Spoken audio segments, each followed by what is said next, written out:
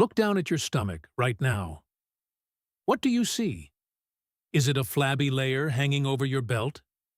Is it a hard, protruding bulge like a basketball that feels tight? Or a soft, stubborn lower pouch that just sits at the bottom? Most people think fat is just fat, but that is a dangerous lie. These are three completely different shapes caused by three completely different biological triggers. One is caused by stress, one by a specific hormone, and one isn't fat at all. It is actually fluid leaking from a damaged organ. If you treat them all the same, you will never get rid of them. In this video, we analyze the three different belly types, what they reveal about your health, and how you can get rid of the exact type you have. Have you ever felt like you were doing everything right, but your midsection just wouldn't change? Let's analyze the first and arguably most dangerous archetype, the hard drum. Picture a man on the beach. He has thin legs, thin arms, maybe even a sunken chest, but his belly looks like he swallowed a whole basketball. It is high, tight, and if you were to poke it, it wouldn't jiggle. It would feel like a pressurized tire. That is not fat. If you try to work this off on the treadmill, you are wasting your time. This is a liver crisis. In medical terminology, we often speak of early-stage ascites or severe liver stress. Imagine your liver as a high-performance water filter for a swimming pool. When this filter is clogged with scar tissue or fibrosis, the blood trying to flow through it hits a wall. However, the heart keeps pumping and pushing blood toward the liver, creating a massive backup. The pressure gets so high that plasma literally sweats right through the veins and pools in the empty cavity of your abdomen. This belly is actually trapped fluid. A clinical study published in the Journal of Hepatology observed patients with this specific type of bloating. They found that in cases of advanced liver stress, the fat actually consisted of up to 60% fluid retention. The liver was so severely compromised that it could no longer produce albumin, the protein that keeps fluid inside your blood vessels. Without albumin, the water simply seeps into your abdominal cavity.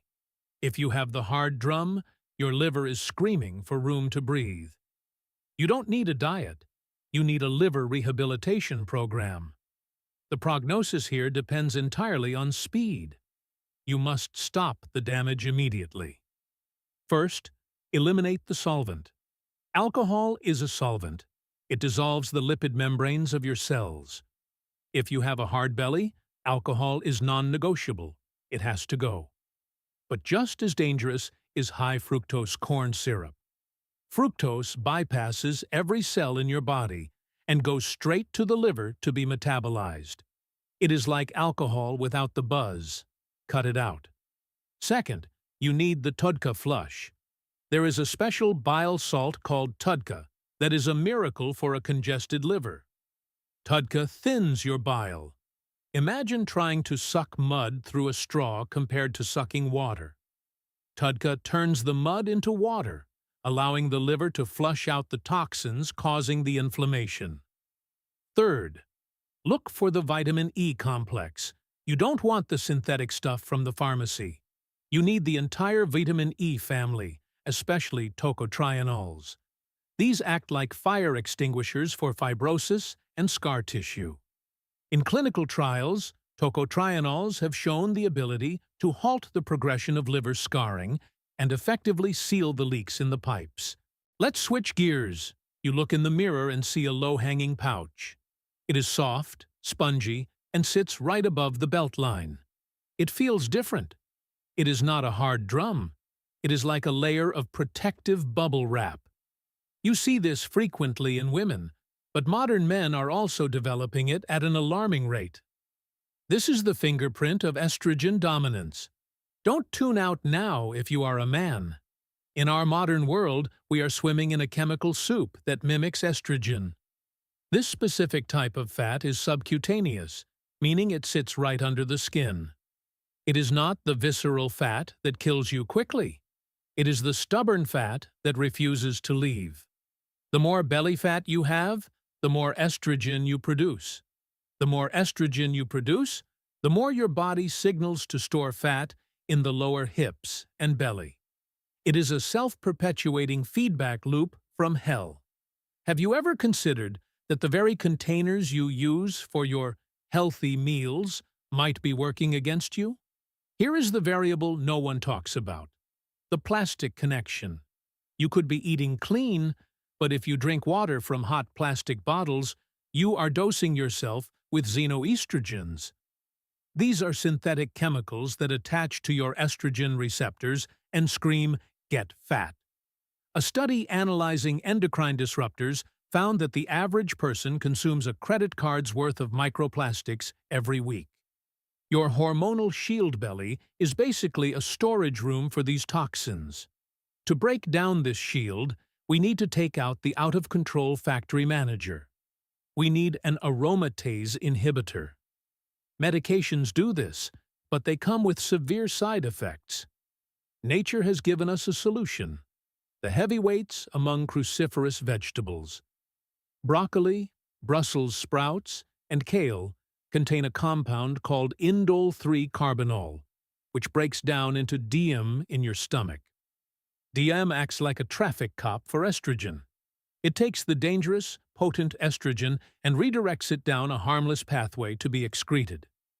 You can't just eat a stalk of broccoli and expect a miracle. You need a concentrated dose. A high-quality DIM supplement combined with calcium D-glucarate acts like a detox team. The DIM neutralizes the estrogen, and the calcium D-glucarate ensures that it actually leaves your body through your stool instead of being reabsorbed.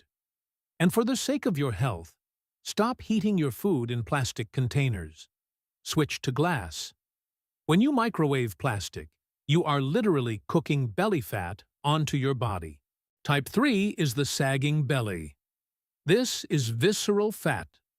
Unlike the subcutaneous fat of the hormonal shield, this fat is wrapped around your organs: your pancreas, your intestines, your heart. This is the stress apron, and it is built by two architects working together: insulin and cortisol. Let's break down the mechanism, because understanding this changes everything.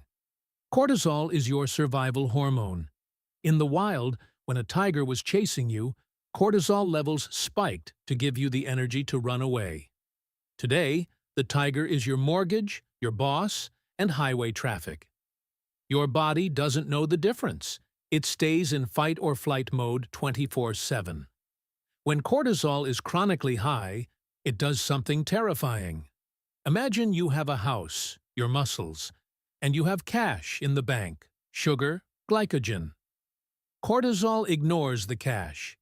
It goes to your house, rips the copper wiring out of the walls, and sells it for quick cash. It breaks down your muscle tissue, your thighs, your glutes, converts this protein into sugar, and dumps it into your bloodstream to provide energy to fight the tiger.